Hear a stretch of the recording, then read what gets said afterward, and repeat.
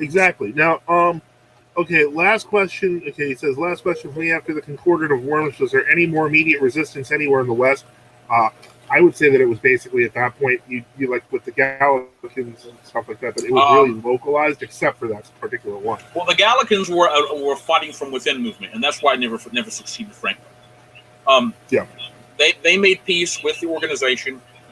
Hildebrandians did not intentionally try to violently persecute them because they had already won. If they could control the papacy, they figured they could filter everything down over centuries. And because the Gallicans, who were the older Western party, simply accepted this, because the emperor won peace, they became fighting from within. And the problem with fighting from within is that if you don't actually control the majority of the hierarchy and the centers of power, you don't really succeed in the long run.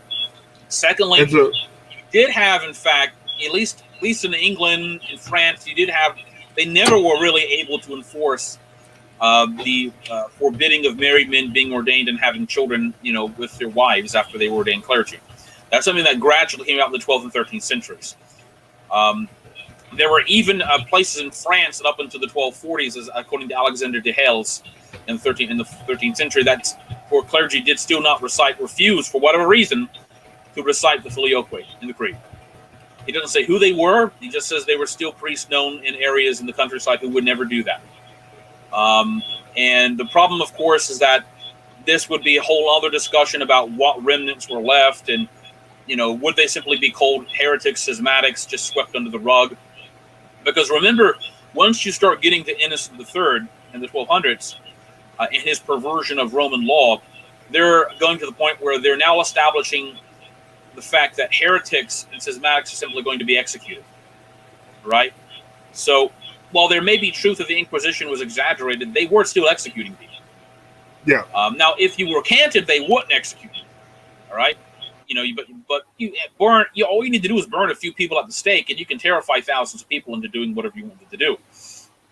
So, Michael asks, I think, the last question that we have, which is, when did the Western spirituality come into play? Was it Francis of Assisi or before him? I think this can clearly establish that it was before him. Yes. Because I think you're starting to see things like that. You can still find figures in the 11th century who, like, there were various monks and hermits around Ravenna who weren't necessarily objectionable, obviously. But I think what happened. I think what you're going to see is an establishment of a new spirituality with Anselm, but also it comes really in the 12th and 13th centuries. Yeah, because remember, when schisms and heresies happen, that doesn't automatically, and they take over after long struggle. It doesn't automatically mean all the regular people in all the other places are, if you know what I mean. It doesn't mean automatically. It's, for example, like the Uniats, the Byzantine Uniats in Ukraine, right? They get forced and tricked into apostasy, schism and heresy. But after 100, 150, 200 years, they're beginning to use like the rosary and that kind of stuff. They weren't doing that initially, but that stuff starts to come in over time. That's another question we have to go into. That's like an aftermath, kind of a post-mortem discussion, actually. And I'm not super prepared to get into that right now.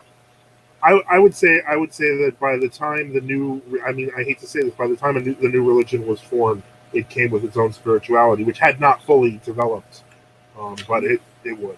So Francis of Assisi is a product of that. He is not the inventor of